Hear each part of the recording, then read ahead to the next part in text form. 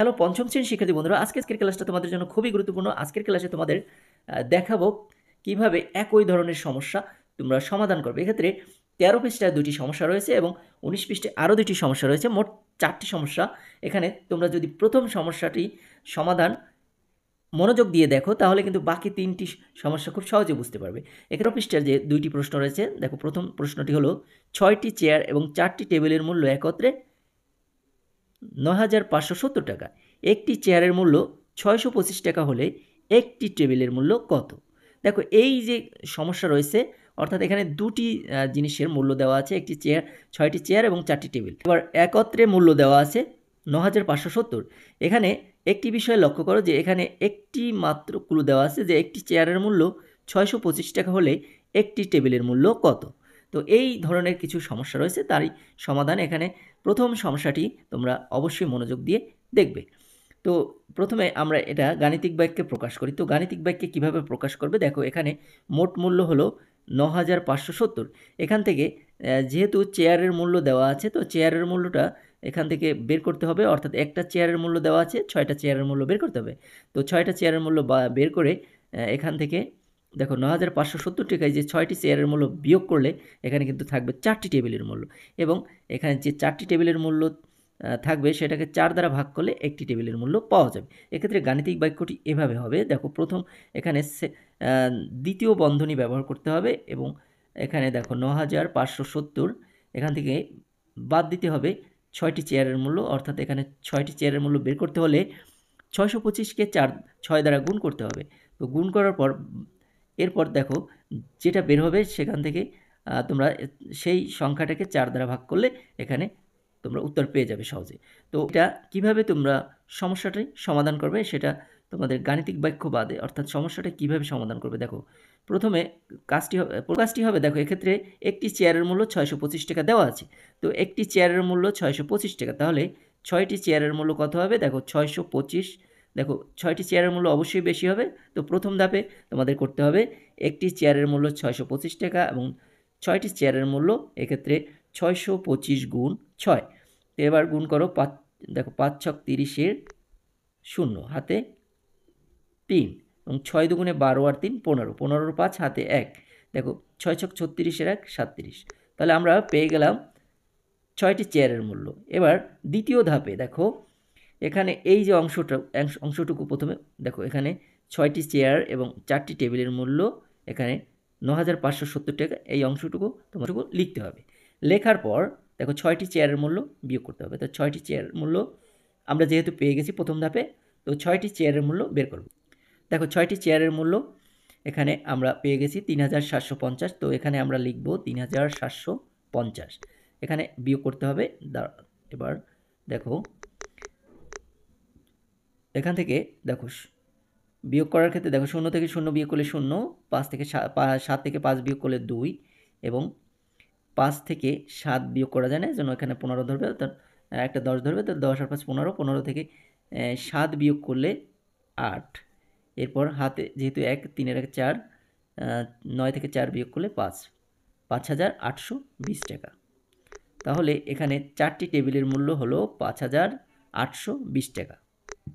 দেখো 4টি টেবিলের মূল্য 5,820 টাকা হলে একটি টেবিলের মূল্য বের করতে হলে কি করতে হবে, 5,820-কে 4 দ্বারা ভাগ করতে হবে। দেখো ভাগ করলে ভাগফল হবে দেখো 1,455 টাকা। এরপরের প্রশ্ন ঠিক একই রকম, অর্থাৎ 2, 12টি বিস্কুট এবং 30টি চকলেটের মূল্য একত্রে 192 টাকা। তো একটি বিস্কুটের মূল্য দেওয়া আছে, দেখো একটি বিস্কুটের মূল্য 6 টাকা হলে একটি চকলেটের মূল্য কত। দেখো এখানে আমাদের প্রথম ধাপে যে অংশটুকু করতে হবে, অর্থাৎ এখানে একটি বিস্কুটের মূল্য আমাদের দেওয়া আছে 6 টাকা, তাহলে লিখতে হবে যে একটি বিস্কুটের মূল্য 6 টাকা, অতএব দেখো 12টি বিস্কুটের মূল্য বেশি, তাহলে 6 গুণ 12, তাহলে 6 গুণ 12 হলে 6 12 72 টাকা। দেখো 6 12 72 টাকা। এরপর পরের ধাপে দেখো 12টি বিস্কুট ও 30টি চকলেটের মূল্য 192 টাকা, এই অংশটুকু তোমরা এখানে লিখবে। লেখার পর দেখো এখান থেকে এই 12টি বিস্কুটের দাম যদি তুমি বিয়োগ করো, দেখো 12টি বিস্কুটের দাম বিয়োগ 72 টাকা। এখন দেখো এই 12টি বিস্কুটের দাম 72 টাকা হলে বাকি থাকে দেখো বিস্কুট আর চকলেট থেকে যদি তুমি বিস্কুটের টাকার বাদ দাও তাহলে কিন্তু 30টি চকলেটের মূল্য থাকবে। তো এক্ষেত্রে দেখো 30টি চকলেটের মূল্য হবে, দেখো প্রথমে একক স্থানে বিয়োগ করো, 2 থেকে 2 বিয়োগ করলে 0, দশক স্থানে 9 থেকে 7 বিয়োগ করলে 2 এবং এখানে 1, তাহলে 120 টাকা। তাহলে 30টি চকলেটের মূল্য কত? 120 টাকা। তো এবার দেখো 30টি চকলেটের মূল্য যদি 120 টাকা হয় তাহলে একটি চকলেটের মূল্য কত হবে? যেহেতু 30টি চকলেটের মূল্য 120 টাকা, অতএব একটি চকলেটের মূল্য কম। চকলেটের মূল্য কম হলে আমরা কি করব? চকলেটের মূল্য কমাতে হলে আমরা 120কে 30 দ্বারা ভাগ করব। দেখো এটা যদি তুমি হিসাব করো এখানে 120কে 30 দিয়ে, অর্থাৎ এখানে দুইটার একক স্থানে 0 রয়েছে, এই 0 দুটি বাদ দিলে এখানে 12/3 অর্থাৎ 3 4 12, এখানে থাকবে 4টি, তাহলে 4 টাকা। একটি চকলেটের মূল্য 4 টাকা। এটা যদি তুমি গাণিতিক বাক্যে সাজাও, দেখো মোট মূল্য হলো 192 টাকা। এখান থেকে প্রথমে আমরা বাদ দেব, যেহেতু বিস্কুটের মূল্য দেওয়া আছে এই জন্য এখান থেকে বিস্কুটের মূল্য কত টাকা আছে, দেখো প্রত্যেকটা বিস্কুটের মূল্য হলো 6 টাকা এবং 12টা বিস্কুট আছে। তা এভাবে দেখো বিয়োগ করার পর যা থাকবে, অর্থাৎ এখানে 192 থেকে বিস্কুটের মূল্য বিয়োগ করার পর থাকবে 30টি চকলেটের মূল্য। এখানে 30টি চকলেটের মূল্য বের করতে হলে এখানে 30 দ্বারা ভাগ করতে হবে, তাহলে উত্তর হবে 4 টাকা। শিক্ষার্থী বন্ধুরা, এখানে 19 পৃষ্ঠার যে দুইটি অঙ্ক রয়েছে একই ধরনের, 2 এবং 5, তো একইভাবে করতে হবে। দেখো 2 নংয়ে 12টি প্লেট এবং 20টি কাপের মূল্য একত্রে 3900 টাকা। একটি কাপের মূল্য 145 টাকা, একটি প্লেটের মূল্য কত? তো এই দেখো একটি কাপের মূল্য দেওয়া আছে, যে প্লেট আর কাপের মধ্যে একটি কাপের মূল্য দেওয়া আছে। তো আমরা এই কাপের মূল্য ধরে করব। দেখো এখানে প্রথমে সমাধান করব। একটি কাপের মূল্য 145 টাকা, অতএব 20টি কাপের মূল্য বেশি, সেক্ষেত্রে গুণ করতে হবে। দেখো এখানে 20টি কাপের মূল্য হবে 145 গুণ 20, অর্থাৎ এখানে 145কে 20 দ্বারা গুণ করলে 2900 টাকা।